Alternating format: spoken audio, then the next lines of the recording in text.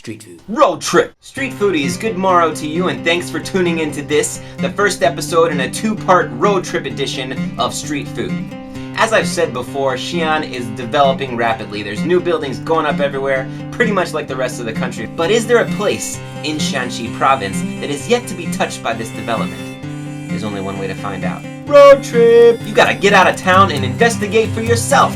My good friend Alan offered to take me to a town called Jiashui. It's south of Xi'an into the Qingling mountain range. Qingling is the biggest mountain in China. And in the north of Qingling is Shanxi, the south of Qingling is Sichuan. And the panda lives in the south of Qingling. Why do Chinese people love pandas? Because it's cute. Black and white. Everyone knows that. To get there, you have to pass through the Jiangnan Shan tunnel. It's almost 19 kilometers long, which makes it the longest tunnel in all of Asia. It's very exciting. There's even a military base built around the tunnel, or somewhere near it. I don't exactly know, it's very top secret, but Alan said if we got out and looked for it, they would probably assume I'm a spy. So instead, enjoy this fabulous indoor garden.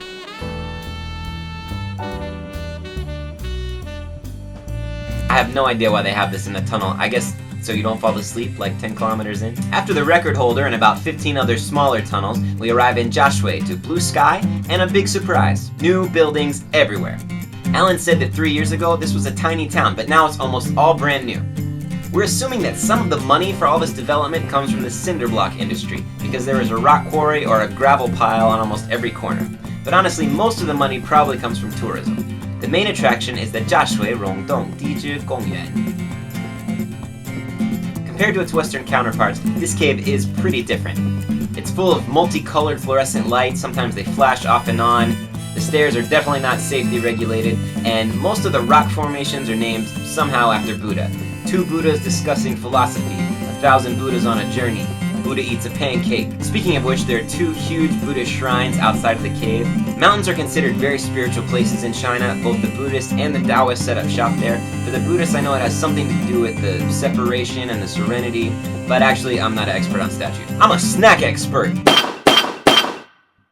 These little baozi are steamed dumplings that are stuffed with different kinds of fillings, like meat, vegetables, eggs, or some combination. They're common all over China, but I really like the flavor of the Jiashui variety. It's tangy. I don't know what gives it the tang, I don't want to know, but I like it. I also had some Xian, which are rice noodles. The noodles were really hot and I burned my tongue on the first bite. But fortunately, the broth was so full of Szechuan pepper that my mouth and throat went numb almost instantly. How about a bonus recipe? Bonus recipe! You can make the baozi yourself just like this. Start out with the basic dough. Flour, water, yeast, the usual. Once the dough is ready, you separate it into pieces and flatten them out in a circle. I'm using ground beef for the filling, but you can use any kind of meat. I'm gonna add some onion, ginger, salt, a little soy sauce. You can add 5 spice powder if you like it like that. Traditionally, you would also add MSG. You don't have to, but it's not gonna taste Chinese without it. Wrap the filling up inside of the dough and steam. You can pre-cook the filling if you're nervous, but legit baozi allows the filling to cook inside the dumpling while it steams. Pre-cooked filling is gonna taste pretty dry. The full recipe is included in the description of this video. Make it at your leisure and enjoy. So that's it for this episode, but the adventure is far from over. Tune in next week to see what happens when we delve even further into the mountains. Will we find a panda? Will we open a zoo? Will we eat some more snacks? One of those is extremely likely. Holler at me if you've tried Xiaolongbao or anything in its respective ballpark. Until next time, eat it on the street. Watch out for the parasites.